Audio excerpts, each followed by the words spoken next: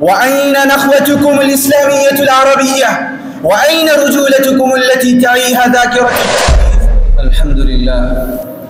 الحمد لله رب العالمين، والصلاة والسلام على سيد المرسلين محمد بن عبد الله الأمين وعلى آله وصحبه أجمعين. أما بعد، رئيس الحفل الكريم، أساتذتي الكرام، إخواني المستمعين، موضوعي معكم اليوم من العالم إلى جزيرة العرب. أيها الإخوان من العرب، يمكن ألا يصل ندائي الضعيف إليكم، ويمكن ألا تتعرفوا على ما أقول لكم الآن بصراحة ناطقا بلغتكم الأم، ولكن أجد في نفسي حاجة ملحة شديدة إلى أن أرفع إليكم صوتي ممثلا العالم المعاصر ومعبرا عن أحواله الحرجة.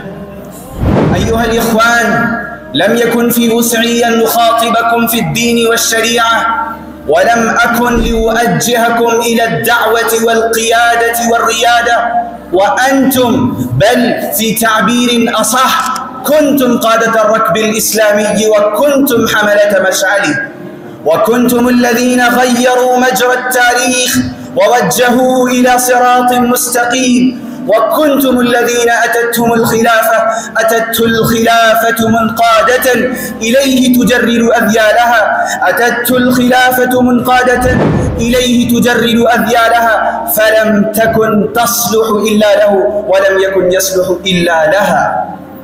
كنتم معقل الإسلام، وكنتم رأس مال الدعوة الإسلامية، وكنتم الذين تلمس العالم فيهم القيادة والريادة، ووجد فيهم غوثا ونجدة، فرجا وروحا، وكنتم لكن أيها العرب، الماضي ولو يسر القلوب ولكنه لا يستطيع أن يصلح الدروب.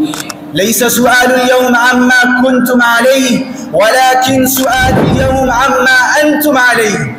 العالم يفتخر بماضيكم، بما أعطيتموه من العلم والفضل، من العلم والشرف، من الرجولة والبطولة، ولكن انظروا حولكم اليوم واستعرضوا أنفسكم وألقوا أنظاركم في جزيرة العرب فحسب إن كان في أعينكم نور.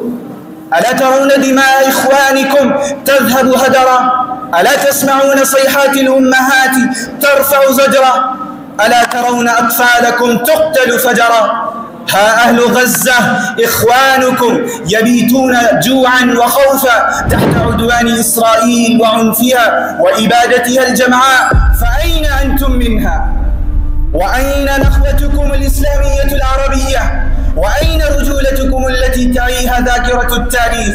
أليس فيكم رجل رشيد يقوم قيام آبائكم الأولين الذين عاشوا بالإسلام وسادوا بالإسلام؟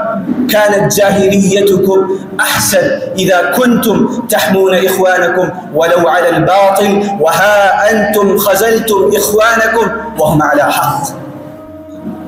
أيها العرب، اعلموا أن الله غني حميد، اعلموا أن الله غني حميد. إن تتولوا يستبدل قوما غيركم ثم لا يكونوا أمثالكم، فارجعوا إلى دربكم الأصيل وقوموا لله إخوانا، فأنتم على مفترق الطرق، إما حياة تسر الصديق وإما ممات ذو العدا، فالأمل معقود بكم ولو قد ضعف، ولعل الله يحدث بعد ذلك أمرا. السلام عليكم.